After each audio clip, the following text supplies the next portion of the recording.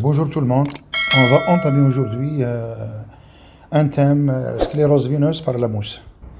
Donc il faut différencier entre les télégiectasions narinées et les varices. Les télégiectasions narinées sont caractérisées par des petites veines filiformes de couleur bleue ou rougeâtre, connectées en groupe ou séparées. Les varices, ces veines enflées, tordues en corde, en saillie au-dessus de la surface de la peau, couleur chair ou bleu, peut causer de la douleur, des crampes, des gonflements et de la fatigue des jambes. Des gonflements et de la fatigue.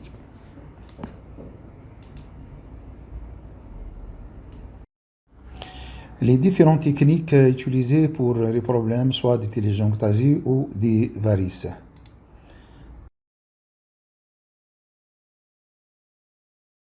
On commence par la phlébectomie ou intervention chirurgicale en ambulatoire, selon la technique de Dr Müller.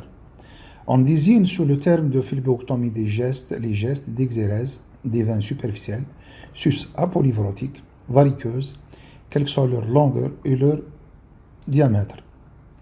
Cette technique simple est réalisée sous anesthésie locale et en ambulatoire donne le plus souvent d'excellents résultats. Une sédation vigile peut être pratiquée par un anesthésiste pour plus de confort. Cette exérèse est réalisée à l'aide d'un crochet et nécessite des micro-incisions de 1 à 2 mm sans la taille de la veine afin d'extraire le segment de la veine pathologique. Nécessite la fermeture des micro-incisions et se fait à l'aide de steri-strips et ne nécessite aucun geste de suture.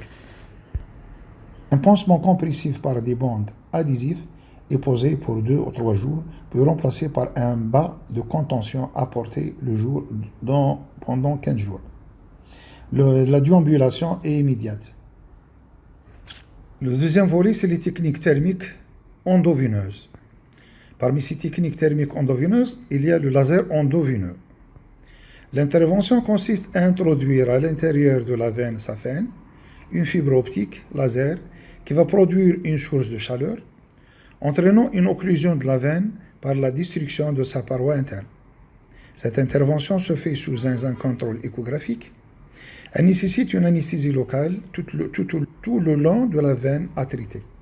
Une sédation vigile peut être pratiquée par un anesthésiste pour plus de confort. L'incision de la peau pour introduire le cathéter est de 1 à 2 mm. Des phlébectomies complètement sont souvent associées pour enlever les collatérales variqueuses. Un pansement compressif par des bandes adhésives est posé pour 2 ou 3 jours, puis remplacé par un bas de contention apporté le jour pendant 15 jours. La déambulation est immédiate et les patients sortent 2 heures après la fin de l'intervention. La radiofréquence.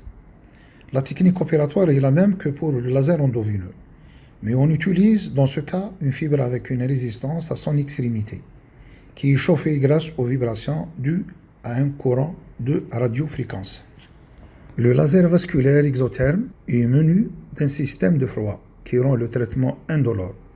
Il est également doté d'une caméra et d'un zoom optique, ce qui permet aux praticiens et aux patients de visualiser le traitement en direct et de voir la disparition du vaisseau traité sous l'impact du laser en direct.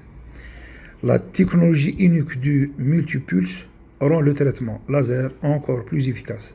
Le laser délivre l'énergie nécessaire directement sur le vaisseau en protégeant les tissus environnants.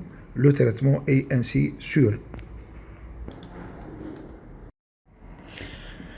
L'injection dans une veine cible d'un agent sclérosant sous forme de mousse.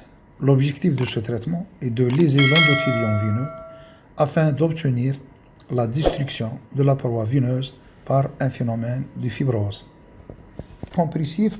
Un pansement compressif par des bandes adhésives est posé pour 2 ou 3 jours, puis remplacé par un bas de contention apporté le jour pendant 15 jours.